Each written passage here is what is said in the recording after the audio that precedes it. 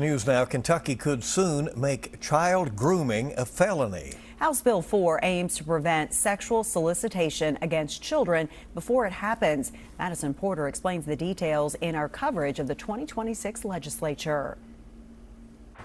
House Bill 4 would criminalize child grooming for the first time in Kentucky. We do not have any statutes that protects our children from this predatory behavior that occurs prior to physical sexual abuse. The bill defines grooming as building a connection with a child with the goal of facilitating sexual conduct in person or online. There are two levels of charges. First, grooming a child under 14, and second, someone in authority grooming anyone 18 or under. In the Commonwealth, I'm glad we're going to be one of 13 states that will have protections for our minors. Our most valuable assets are our children. Boone County leaders brought the idea to Representative Marianna Proctor. Commonwealth's attorney Lewis Kelly says a recent case uncovered this gap. An individual was sentenced to 15 years in prison for sexual assault, but had engaged in grooming behavior for years.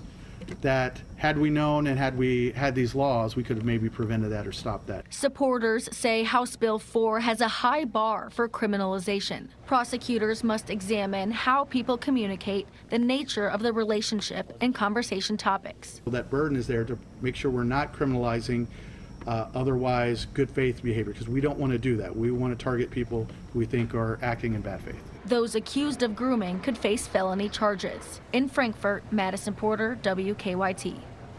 And the bill exempts legitimate communication with minors. That includes teachers, doctors, police, and age-appropriate talks about sexuality.